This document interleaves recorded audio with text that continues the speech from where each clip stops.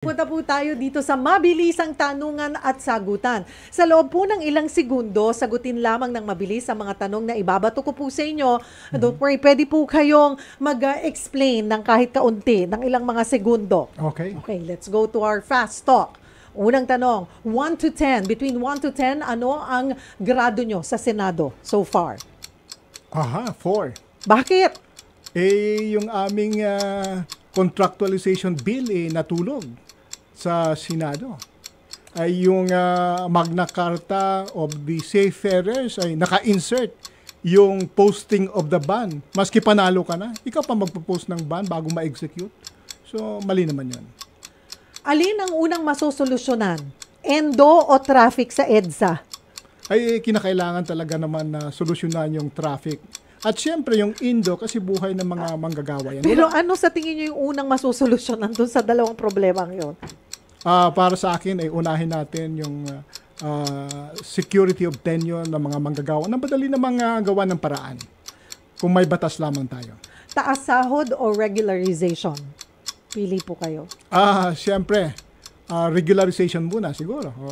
So, yung taas sahod ay kung regular ka na ay mas lalo mong ma-negotiate yung pagpataas ng sahod mo. Lalong-lalo na kapag makapag-organisa ka ng union. Ano ang pipiliin nyo? Union meeting o family meeting? O family reunion? Siyempre, yung union meeting kasi nakakatulong yan sa kapwa manggagawa mo, hindi lamang sa pamilya mo. So, lagi po kayong absent sa family reunion? Mag-absent ka konti. No?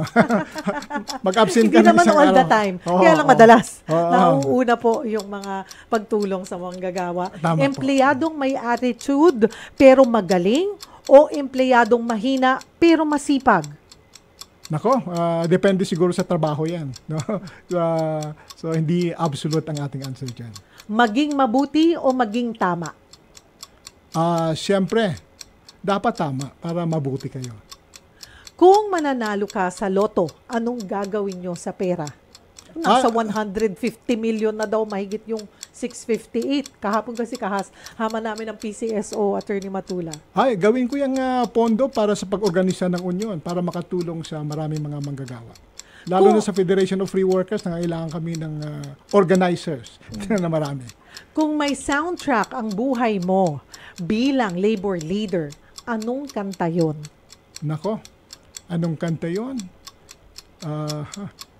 Mahirap ang tanong na yan. Mahilig ka ba sa kumanta? Kumakanta ka ba? Yun ang problema Hindi masyado. Masyado kayo kasing-bising uma-attend ng mga union meeting. Ayan. Minsan dapat relax-relax din. Handog. Ang gusto maganda yung kanta. handog. Lalo na pag malapit ka na maging senior. Sige nga. Paano po yung handog? Konting linya. Parang kailan lang ang mga pangarap ay mahirap abutin. Yan. Tumula na lang kami ni Attorney Matula. Yung tula, huwag niyong kalimutan.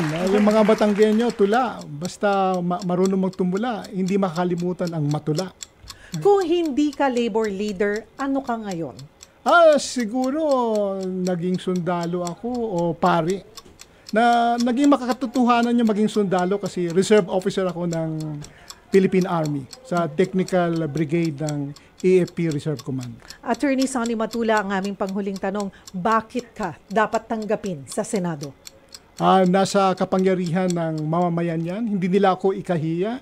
Ako'y galing sa uring manggagawa at naging abogado. May kapasidad po tayo na irepresenta ang boses ng mga manggagawa sa Senado.